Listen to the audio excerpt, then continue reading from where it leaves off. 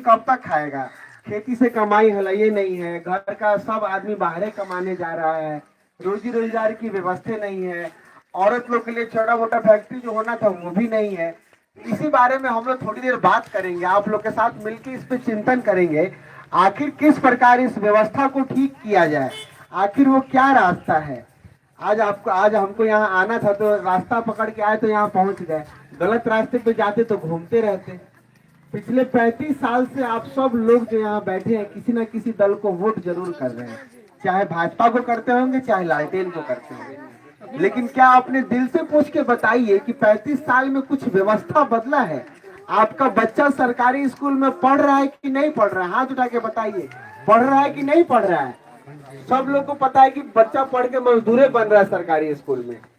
तो इस बात को समझने की जरूरत है कि आखिर ये दुर्दशा ठीक कैसे होगी। आज इस गांव का विकास इस गांव के लोग मिलकर नहीं करेंगे तो कोई पंजाब से आके थोड़ी इस गांव को बेहतर बनाएगा, इस गांव के लोगों को ही इकट्ठा होना पड़ेगा। आज हम सबको पता है कि अगर स्कूल में पढ़ाई नहीं हो रहा है, अस्पताल में इलाज नहीं मिल रहा है, तो गांव का 10 को आदमी धरना नहीं देता होगा। यहाँ का नेता जिसको आप लोग वोट दे के जिताते हैं वो आपको सुख दुख में नहीं आता होगा, वो चुनाव के समय में आएगा, आपको 500,000 रुपए देगा, जात पात में बांटेगा और आपका वोट लेके चला जाएगा। और ये हो रहा है पिछले 35 साल से। आज अगर स्थिति ऐसा हो गया है कि हर घर का आदमी बाहर कमाने जा रहा है, 10,000 12,000 रुपए कमाने के लिए बाहर जाना पड़ रहा है। हमारे राज्य में इस चीज की व्यवस्था नहीं है। तो जन सुराज एक बिहार, जिसका आप हाथ में जिनका फोटो देख रहे होंगे, उनका नाम प्रशांत किशोर है। पिछले 3 साल से ये आदमी पैदल चल रहा है और लोगों को ये बात समझा रहा है, आप अपने औलाद के भविष्य के बारे में नहीं सोचिएगा तो लालू जी थोड़ी सोच देंगे आके। लालू जी तो तेजस्वी जी के भविष्य के बारे में सोच रहे हैं कि उनका बेटा सीएम कैसे बनेगा, उनका लड़का सीएम कैसे बनेगा, इसका चिंता है उनको। उतना बड़ा राजा आदमी को अपने बेटे का चिंता है, लेकिन हम सब रंक लोग यहाँ जो बैठे हैं, हमको अपने औलाद का चिंता नहीं है। तो यही बात आप लोग को बताने आए हैं। आप जब तक अपने बच्चा का भविष्य के बारे में नहीं सोचिएगा तो किसी नेता किसी मंत्री को नहीं मतलब है आपके बच्चे का भविष्य से, उसको तो मतलब है आपके वोट लेने से। तो जन सुराज की जब सरकार बनाएंगे आप लोग, जन सुराज का मतलब है सही लोग, सही सोच, सामूहिक प्रयास। आप लोग भी इस बात को जानते हैं, हर समय चुनाव में, पंचायत चुनाव हो, वार्ड चुनाव हो, कोई भी चुनाव हो, कोई ना कोई अच्छा आदमी जरूर खड़ा होता है चुनाव लड़ने के लिए। आप सब लोग इस बात को जानते हैं, लेकिन आप कहते हैं आदमी तो ठीक बा, लेकिन ये आदमी से खर्चा ना हो, इन्होंने खिया पिया पाई, इनका लगे पैसा नहीं थे, आप लोग उस अच्छा आदमी का साथ छोड़ देते हैं। तो एक अच्छा आदमी अगर समाज का उसका हौसला खत्म हो जाता है तो 100 अच्छे आदमी कभी खड़ा होने का सोचता नहीं है किसी चुनाव में। आज पंचायत के चुनाव में 50 लाख के करोड़ रुपया नहीं होगा तो कोई आदमी हिम्मत नहीं करेगा खड़ा होने का चुनाव में, क्योंकि उसको पता है लोग खाएंगे, लोग 500,000 रुपए लेंगे, लोग दारू पिएंगे, लोग जात पात में वोट दे देंगे। और इसका स्थिति आप सब लोग देख रहे हैं। आज आपका बेटा मजदूरी कर रहा है, नहीं जागिएगा तो आपके पोता को भी मजदूरी करना पड़ेगा। 35 साल हो गया, कम से कम एक अंधेरे में एक दिया तो जलाइए। कोई आदमी अगर दिया जलाने का प्रयास कर रहा है तो उसको बुझाइए मत। यहाँ समाज में ये हो रहा है, बहु तो कौन जाति के बड़ा पैसा बाकी ना तारा लगे चुनाव लड़ेला। तो इस बात को कब तक हम लोग ढोएंगे? आज आपसे मुखिया पर आप 500 रुपया दे के मुखिया को वोट दे देते हैं तो आपके पास देखिए झोपड़ी है, इंदिरा आवास का योजना आपको नहीं मिला, जिस दरवाजे पे खड़े हैं वहां इंदिरा आवास का योजना नहीं मिला। कायदे से पक्का मकान हो जाना चाहिए। किसी को भी यहाँ 5 किलो राशन नहीं मिलता हो, किसी को 5 किलो राशन मिलता है? तो इस सब आप समझिए इस बात को। विधायक जी को क्या मतलब है आप सुख में रहे दुख में रहे, आपका लड़का पढ़े ना पढ़े, चुनाव का समय आएगा, झोरी में भर के पैसा आएगा, दारू आएगा, बटाएगा और लोग वोट दे देंगे। तो इसी बात को समझाने आए हैं कि अगर आप लोग जन सुराज की सरकार लाते हैं, इस पर 5 मिनट थोड़ा ध्यान दीजिएगा। पिछले 35 साल से आप जिनको वोट दिए हैं क्या आपके जीवन की व्यवस्था को सुधारे हैं? नहीं सुधारे हैं। क्या आपको खेती से कमाई हुआ है? नहीं हुआ है।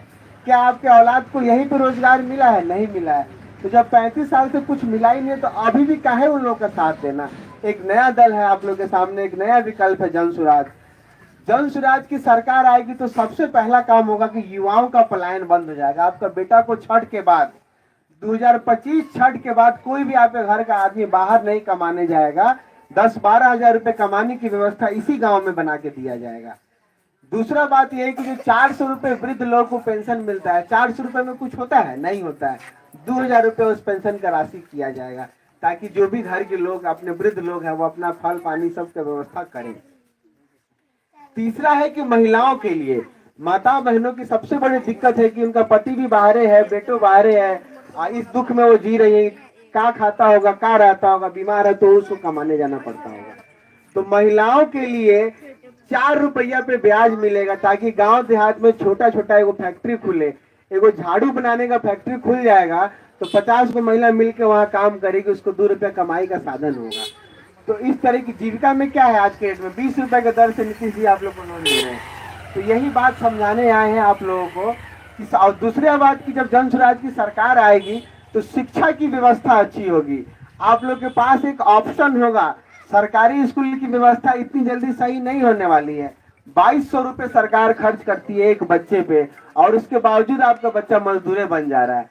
तो जब जन स्वराज की सरकार आएगी तो आपका बच्चा को प्राइवेट स्कूल का फीस सरकार देगा। तो इस बात को समझिए, जो आपके बारे में सोच रहा है कि कैसे हम लोग इस रास्ते से निकले। गरीबी से निकलने का 3 गो रास्ता है। पहला रास्ता क्या है, आपके घर का सामान अगर पढ़ लिख लेगा, नौकरी पा लेगा तो आप गरीबी से दूर हो सकता है, उस परिवार की गरीबी दूर हो सकती है। तो स्कूल में ऐसा कोई पढ़ाई नहीं है कि आपका लड़का पढ़ लिख के अफसर बन जाए। बोइएगा बबूल तो आम कैसे खाने को मिलेगा, जो बोइएगा वह ना काटिएगा। कौन से स्कूल में बच्चा पढ़ के अफसर बन रहा है। आज से 40 साल पहले का हम बात बता रहे हैं। हमारा घर हुआ वीर सिंह बैरिया, हमारे बाबा जी भी बैलगाड़ी चलाते थे, मजदूरी करते थे।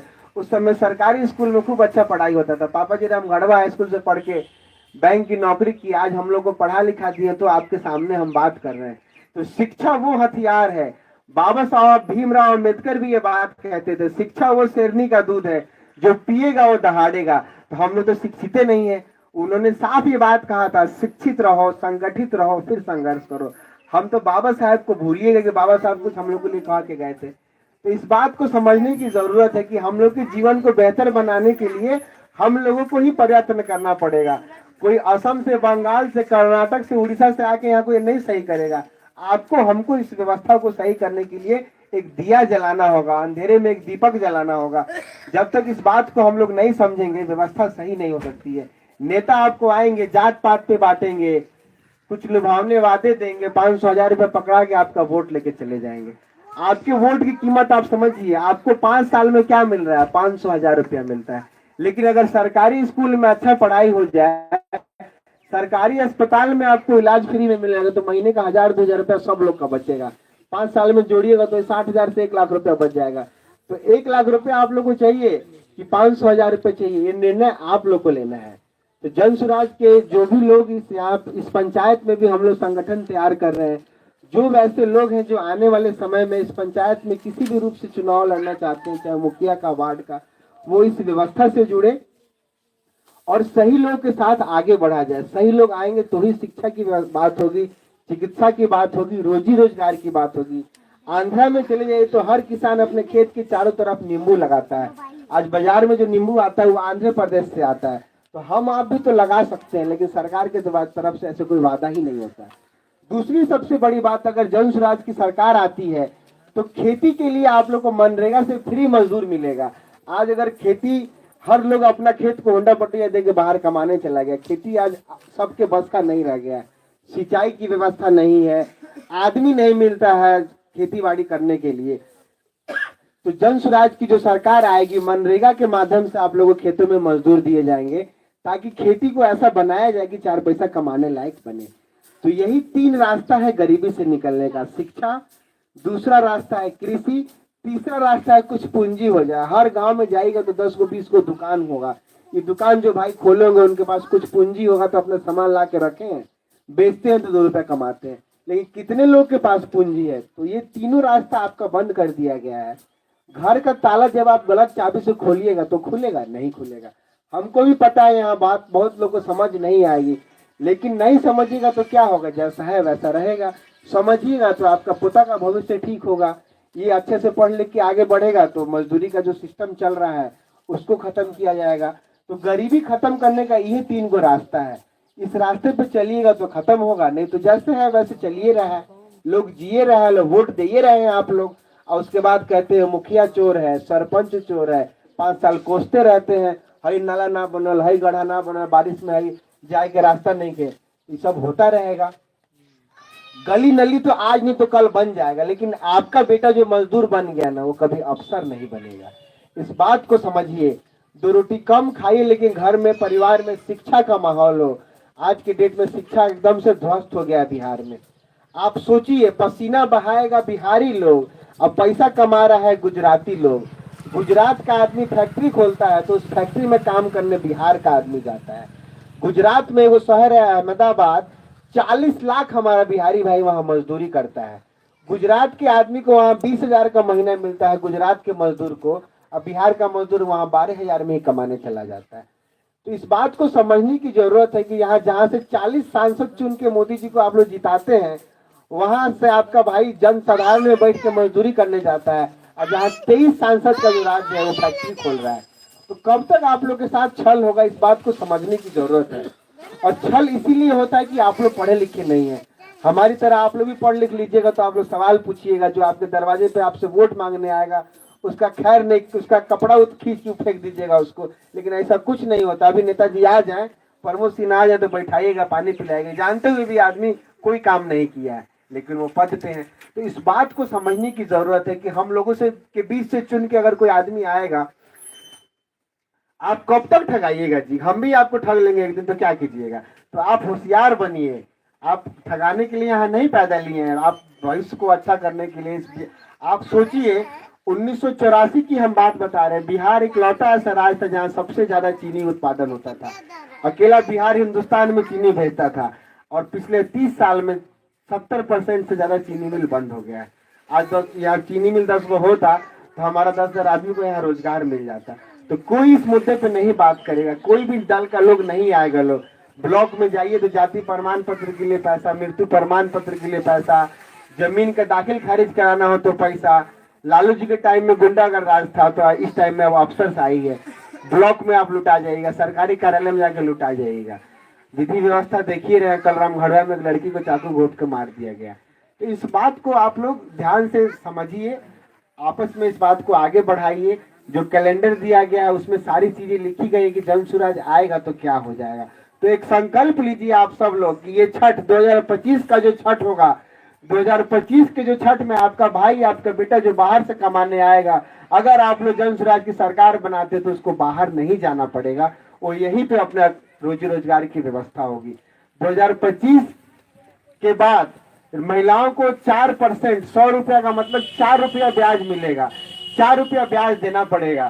तो सस्ते दर पे उन लोग को लोन कराया जाएगा, ताकि उन लोग का छोटा मोटा मसाला का, सोचिए अगर यहाँ पे अगर मसाला का एगो फैक्ट्री खुल जाएगा, 10 को महिला लोग वहाँ काम कर सकती है, मसाला बाजार में बिक सकता है। जाइए ना गुजरात में, जाइए राजस्थान में, हर महिला घर में बैठ के 200-400 रुपया कमा ले रही है, कोई झाड़ू बना के, कोई पापड़ बना के। तो ये व्यवस्था बनाई गई है। यहाँ तो व्यवस्था नहीं है। यहाँ तो जो कमाना चाहता है वो हमारा हो जाए। गाँव में ऐसा व्यवस्था है।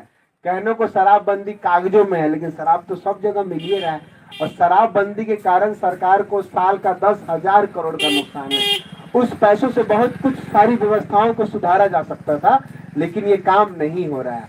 तो यही बात आप लोग को हम बताने आए हैं। बात अगर हमारी समझ में आए तो उसको आगे बढ़ाइए, लोगों को बताइए कि एक नया दल है जन स्वराज। आज छोटी सभा हुई है, कल हम लोग और बड़ी सभा करेंगे। अभी हम आपसे कोई वोट मांगने नहीं आए हैं, हम आपको बताने आए हैं कि आप गरीबी से निकलने के लिए आप लोगों को ही आगे आना होगा। आप आगे नहीं आएगा तो कोई माई का लाल नहीं जो आपको गरीबी से आगे निकाल दे। सब लोग आएगा आपका शोषण करेगा, सब लोग आएगा आपसे वोट लेके गोड़ पे गिरेगा, ए चाची, ए काकी, ए बार जिता दी हमरा के, हम सब ठीक कर दें। अब कुछ नहीं ठीक करेगा, वोट लेके जाएगा तो 5 साल लौटेगा नहीं आपके पास कि आप किस हाल में हैं। तो इस बात को समझिए और जन स्वराज को आप लोग समर्थन दीजिए। इन्हीं सब बातों के साथ हम अपनी वाणी को विराम देंगे। हम बोलेंगे जय बिहार, आप लोग बोलिएगा जय जय बिहार। एक बार बिहार का जयकारा लगे। ये वो धरती है जहां भगवान बुद्ध को ज्ञान मिला था। आज इस धरती को नेताओं ने मजदूरों का प्रदेश बना दिया है, मजदूरों की फैक्ट्री बन गई है धरती। हम सब लोग संकल्प ले कि हम लोग अपने बच्चे को पढ़ा लिखा के अच्छा करेंगे और प्रयास करेंगे इस बार सही लोग को आगे बढ़ाए। अंधकार में एक दिया जलाए, ये मत हार जाके थक जाए कि नानू बदली यहीं रही। ये मानव जब जोर लगाता है पत्थर पानी बन जाता है। इसी विचार के साथ हम बोलेंगे जय बिहार, आप लोग कहिएगा जय जय बिहार। हम कहेंगे जनता का सुंदर राज, आप लोग बोलिएगा जन सुराज जन सुराज। जय बिहार, जय बिहार, जनता का सुंदर राज, जनता का सुंदर राज।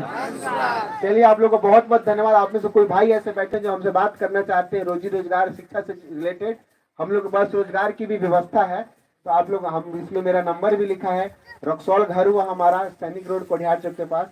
हम लोग जुड़े, नितेश है यहाँ पे, आप लोग का छोटा भाई है हमारा, अक्सर मिलते जुलते रहते हैं हम लोग। तो एक व्यवस्था बनाया जाए, हम आपको हमारा अपना भाई समझिए, कोई दिक्कत परेशानी हो, ठीक हो, हाथ में इलम होगा, 4 रुपए कमाने का इलम आ गया ना, तो किसी के आगे हाथ नहीं फैलाना होगा। किसी की मदद करने से अच्छा इस आदमी को इलम दिया जाए। इस बारे में आप लोग विचार कीजिए, और अगर कोई भी सरकारी व्यवस्था गड़बड़ है तो मिल के हम लोग आवाज उठाया जाए। धन्यवाद आप सभी का। रुकल मानिए, रुकल मानिए, बैठने मानिए। ठीक है, ठीक है।